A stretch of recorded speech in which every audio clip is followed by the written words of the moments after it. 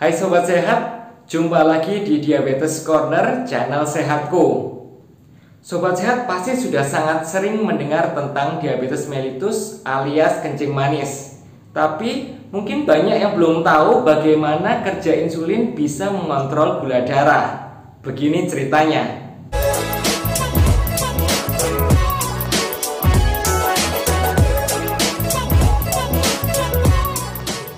Di dalam tubuh manusia diperlukan jumlah dan fungsi insulin yang optimal untuk membuka pintu sel sehingga gula darah dapat masuk ke dalamnya, yang nantinya akan dimetabolisme menjadi sumber energi tubuh.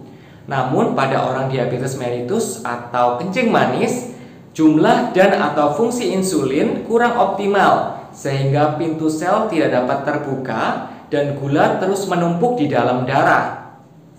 Pertanyaannya sekarang, siapa yang berpotensi untuk terkena diabetes mellitus ini?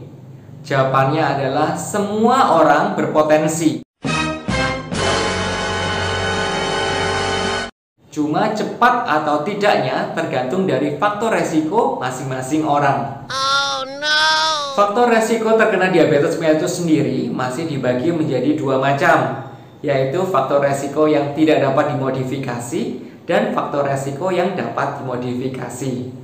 Untuk faktor resiko yang tidak dapat dimodifikasi, ini seperti jalan hidup yang manusia tidak dapat mengubahnya, seperti usia. Semakin tua usianya, semakin tinggi pula resiko untuk terkena diabetes mellitus. Kemudian riwayat keluarga. Apakah ada anggota keluarga atau kerabat yang terkena diabetes mellitus? Semakin banyak anggota keluarga yang terkena, semakin tinggi pula resikonya. Ras atau etnik. Ada beberapa ras atau suku bangsa yang mempunyai kecenderungan untuk terkena diabetes mellitus. Kemudian riwayat lahir dengan berat badan rendah di bawah 2,5 kg. Kemudian riwayat melahirkan bayi besar lebih dari 4 kg. Dan ada juga kencing manis saat hamil. Kemudian faktor resiko yang kedua yaitu faktor resiko yang dapat dimodifikasi atau dikontrol. Dan ini yang diperlukan untuk dapat membantu mengurangi resiko terkenanya diabetes mellitus. Yaitu yang pertama, harus dapat mengontrol stres. Yang kedua, kontrol berat badan berlebih Anda dengan menjaga pola makan Anda dan olahraga yang teratur.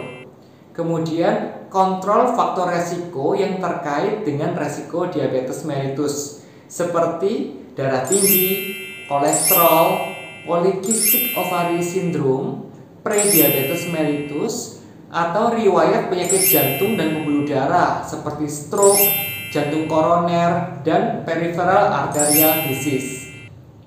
Sekarang Sobat Sehat sudah tahu ya cara insulin untuk mengontrol kadar gula dalam darah dan juga faktor resiko untuk terkena diabetes mellitus. Untuk Sobat Sehat yang sudah kena diabetes, tetap semangat, kontrol kadar gula darah dan penyakit penyerta ya. Dan buat yang masih sehat, tetap waspada dan tetap kontrol faktor-faktor resiko yang masih dapat dimodifikasi.